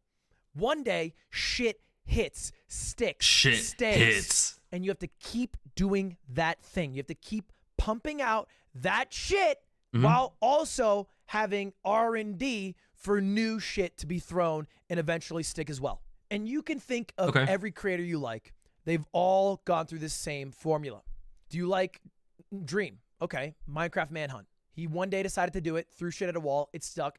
Now, he always does Minecraft Manhunts. He keeps doing that. He also has to throw in new things because maybe Minecraft Manhunt will one day get old. And so you need to make sure that you're doing new things. That way your viewership continues to grow. But the main idea is when you do something that works, you keep doing it. All right? Which brings me to a quote. This is the most important quote and the most helpful quote I have ever come across for streaming or YouTube. This is fantastic. I think about it almost every day. At a certain point, growth becomes more about consistency than creativity. That's from Reckful. Now, I'm not trying to farm Sages, but this genuinely has been one of the most helpful things anyone's ever said. And it is so true. When you do something that works, you keep doing it. You don't have to come up with new ideas. That's exhausting. It's tiring. It'll take too much time. It won't be worth the effort. It's not as much of a creative endeavor as, poetry. Yeah, you do express some creativity, but if you want to make it big, it is not just about that. Summoning Salt. All of his videos, he one day decided to do a history of speedruns, popped off. Now that's all he does. Maybe one day he was like, oh, I'm going to make many different YouTube videos. No, that's not what he does anymore. He does what works.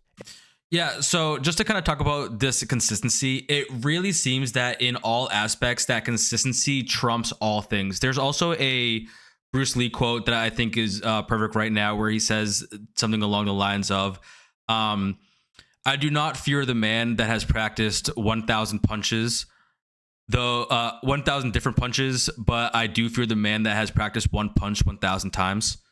It's something like that. And it comes across this in a similar way, where it's that you find a thing, you are disciplined about that thing, and that you do it and you learn it and you refine it and you break it down and you make sure that that thing has reached its potential before you move on to the next thing. Otherwise, you're going to be a jack of all trades and a master of none. And sometimes it can be a little scary because you might pigeonhole yourself into only the one thing that's worked. So you do need to have a balance. You need to make sure that even though you're doing the same old things, you're also doing new things. I think sometimes I actually don't do enough recycling content, as much of a meme as it is. I don't think I've done enough You Laugh, You Loses. I don't think I played enough Among Us at the start, to be totally honest with you. I think that I didn't do it enough. I was like, I want to do new things. And I could have grown a little bit more had I decided to either stick with Among Us early on or stick with You Laugh, You Loses. Instead, I was like, no, I'm going to do new endeavors. And that probably made me grow a little slower. So I have to think that. I have to think about that all the time. You got to think about that as well. Sure. And every creator you look through the YouTube channel, they've probably done something that you really like a lot of times in the past, and will do a lot of times again in the future. Because viewers only like what they know. How is a viewer supposed to like something you haven't done yet? If anything, they're apprehensive to it. they'll probably want you to do the thing that they liked because they know that they like that, rather than you bringing new thing to them and then being like, well, I don't know if I like this thing and I like this thing, so let's just make sure we do this thing. Yeah, I think that same logic is applied to going to a restaurant. I mean, I know personally that I will be the type of person. Oh, I have a perfect example for this. So there's like a sandwich shop that's like relatively close to my house, and it is so good. It's actually like a butcher shop that sells sandwiches, and it's fantastic. And for a handful of years, I would go there. I would get the same sandwich every single time. It was like it was called the Sicilian. It was like an Italian sandwich, but with like different meats and with this bread, and it was so good. I would always get that because I knew I loved it. Then about two months ago or so, my cousin came over and he was like, dude, they have this Italian BLT. You got to try it. And so he got that. I got my sandwich. We split it in half. And dude, that Italian BLT was so freaking good that is now my go-to order. And I have been kicking myself for not trying more things on the menu. So I say all that to say that, yeah, sometimes you know what you like and you're going to dive into that thing that you like because it's safe, it's comfortable, it's what is known. But there is so likely something right on the other side of being comfortable that is grand beyond your expectations, and that it is your duty as a person to take that chance to go find something that can potentially just blow you out of the water, right? I think to bring it back to the streaming, that Queso is another perfect example of this, where he was playing 2K all the time, and that when he saw the opportunity to become a variety streamer, he took that opportunity and then he blew up probably beyond his wildest expectations. AKA my chat spamming for me to play Monkey Ball. That is the same scenario. Maybe I can play Monkey Ball. Maybe I can cop another 500K on YouTube. That is consistency over creativity. And there are lines where you have to draw in the sand where you're like, I don't want to keep doing this. I'm tired of this. And that's fine. But just keep this quote in mind. And that brings us to our final slide. If you want to make it big on Twitch, if you want to be a bigger streamer than me, you're just starting out, you simply have to be better. You have to be a better streamer than I am. You cannot even be as good as me. That will not be enough. Unfortunately, the rich get richer. The big channels get more viewers. I'm at the top of all categories I stream on. My YouTube videos get recommended more than you. So whatever you're doing, it cannot just be what I'm doing. You need to do it better than me if you hope to get bigger than me.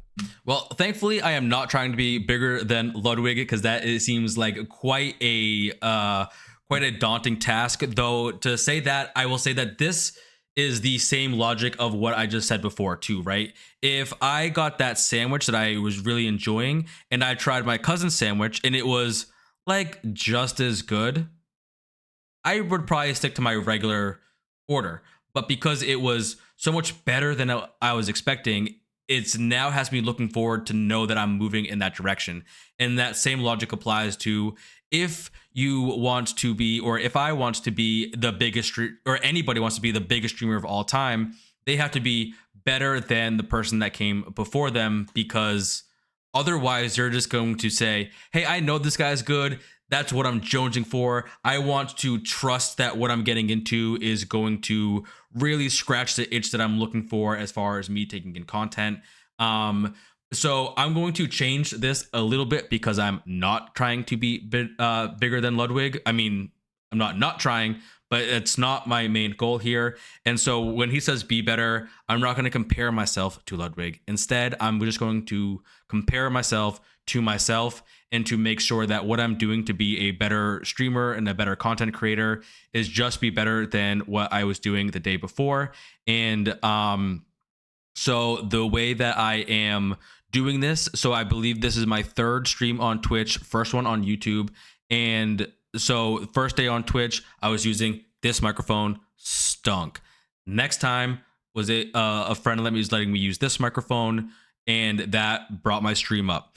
The thing that I am focusing on now, well, not only changing my content, before I was just playing a video game, now I am heading a little bit more into the direction that I want to be doing long term, which is not just reacting to videos, but instead growing and learning how to be better in a general sense. Though the other thing that I'm really focusing on is making sure that I am speaking more fluently, more interestingly, and to not allow myself to get stuck in one sentence before I move on to the next sentence, or to stutter over my words, or whatever thing that my mouth is doing that when I listen to myself speak is like, what is that? Trying to make sure that that is being addressed right away. And that is how I'm being better today than I was yesterday. And at the end of this streaming day, I plan on having a very long streaming day today. I'm going to go back, do my best to watch some of this content, find out, oh, that's something that can be better. This is something that can be better. This is something I really like. Let's keep that. And then keep it moving forward. This has already gone on much longer than I expected it to. I think I've doubled the length of this video from Ludwig here. So let's go ahead and wrap this up.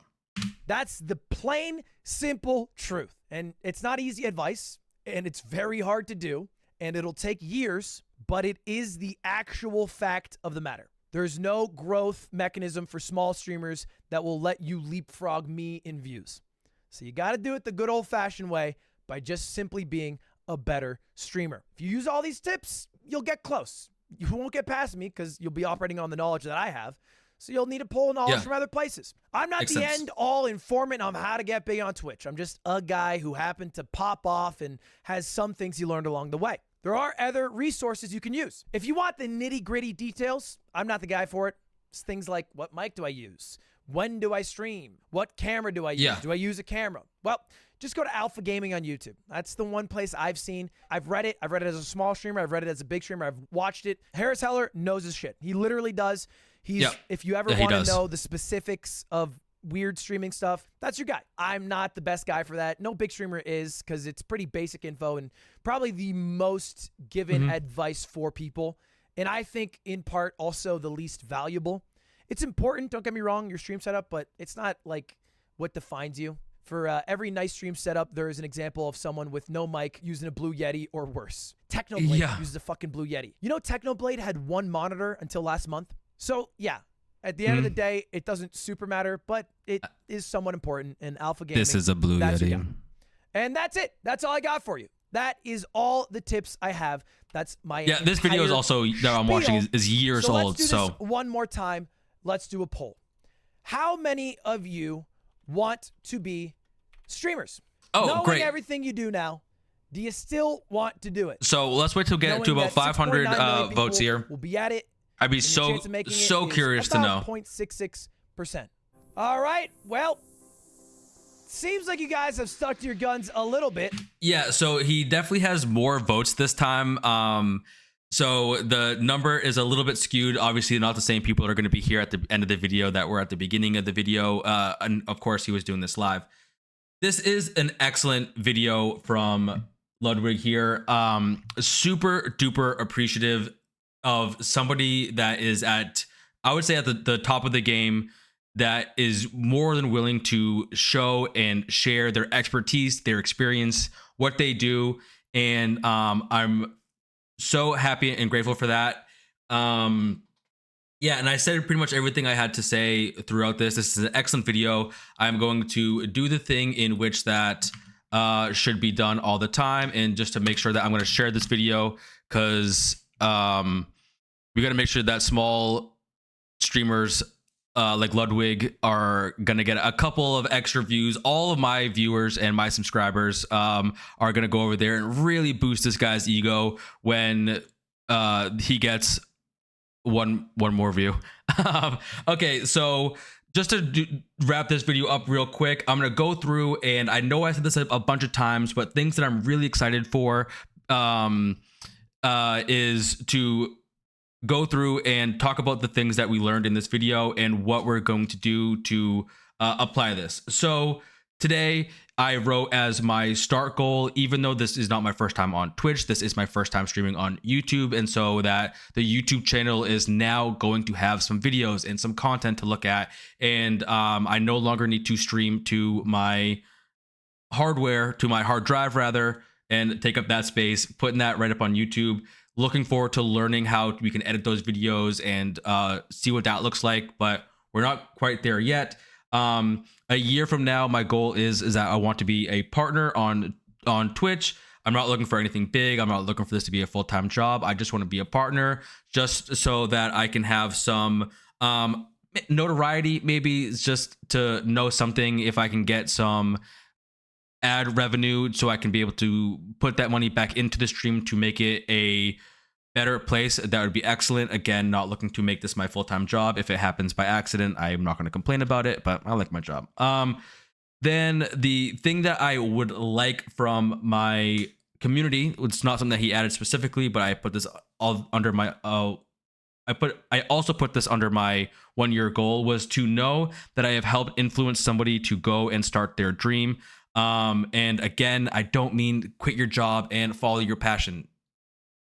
No, what I just mean is, hey, if you want to be a fucking rock star, bro, hey, just know that you're watching me be bad at stuff. You go be bad at stuff too. Pick up that guitar for the first time, or go draw something. And even if it's a stick figure, just know that this is the first step at what you're doing to really begin this journey to maybe draw some eyes on that stick figure. And then now you've drawn a couple stick figures. Know that arms don't come out of people's torsos here. They come from the neck. So if you next time you draw a stick figure, draw from the neck. It's a huge difference. That's what I want to know that my community is doing this. So Captain America, perfect example. I know I didn't influence you to do this, but this is exactly what I love to hear. This boy right here started taking flying lessons recently. It sounds like they're his new passion. It's a huge deal, and he's telling me that he landed his first plane. Wait, hold on. He landed a plane by himself for the first time today. Hell yeah, dude. That's so exciting.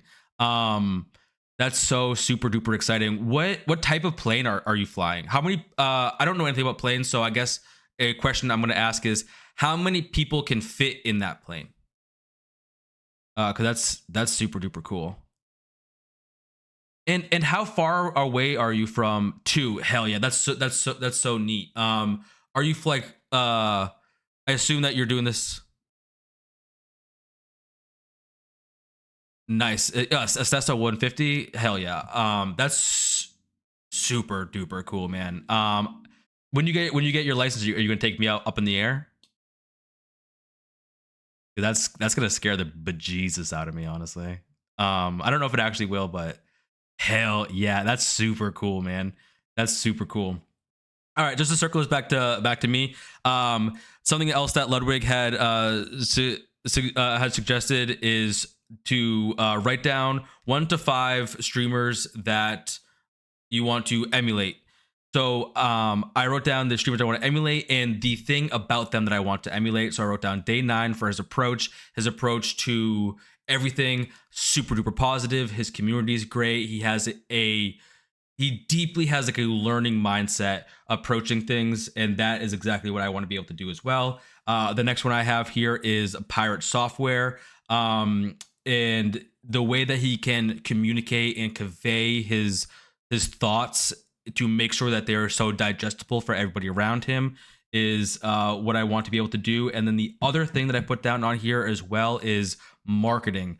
Knowing that he wanted to, in his time frame, he wanted to go from like 13,000 to 15,000, and then instead of 15,000, he ended up at 2 million subscribers. Out of control. And the way that he did that was through YouTube Shorts, and he has gone through and explained very specifically how he's done that. So I want to be able to do that. The reason I think that he's able to do that as well is because he conveys that information. And so not only does he have a beautiful sultry voice, but listening to him speak and to break things down very quickly and concisely is a huge thing for him. So that's something I want to emulate as well. The next one I have down here is Queso, because Queso has an excellent energy. I think he's fun. I think his community is hilarious. I'm not trying for my community to be that. I don't know if I could take that nonstop barrage. But he also does what's fun. He went from playing 2K all the time to being a variety streamer and doing all kinds of stuff that is just fun. You can tell that he's really enjoying himself on stream. Just recently, he went live playing The Sims, and I watched him play The Sims now for 3 hours. I didn't think I was ever going to care about The Sims for more than 2 minutes, but there I was going along with him.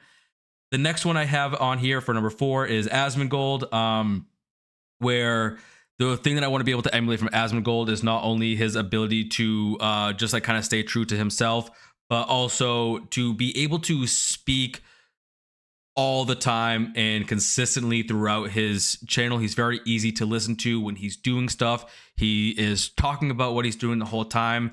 And so I feel as though that I can have Asmongold up on my computer while I'm going to do something else. And I feel like I'm not really missing anything. I'm entertained the whole time because I am not there for what Asmongold's doing. I don't care what he's doing sometimes. He's reacting to stuff I don't care about. But because he's talking about it in a way that's entertaining, he gets me involved in it as well. And that's what I want to be able to do. And then the last one here is Ludwig, just because of the support that he's putting forward with these videos that he's putting out right now. And honestly, Ludwig, sorry, buddy, but I don't really watch it that much. So I feel like that's that. But maybe after this, I want to start tuning in a little bit more.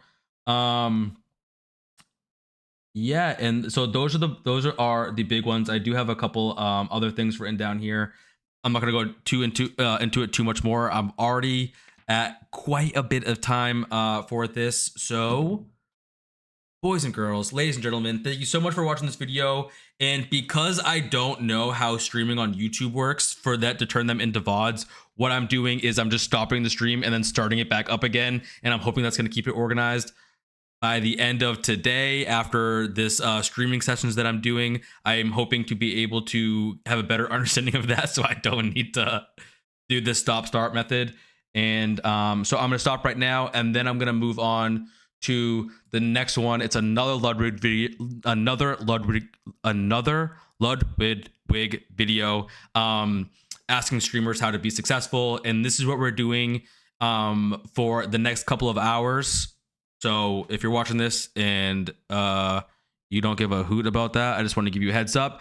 And then when we go through, we learn everything we need to know about streaming. Then I'm going to go back into Cyberpunk because I'm looking forward to doing Cyberpunk. I went back, I watched some of my videos. I think there was a bitrate issue and the lag on those videos is insane.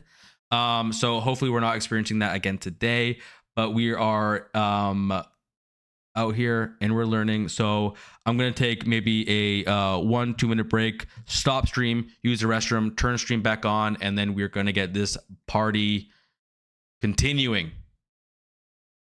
I'll catch you in the next one.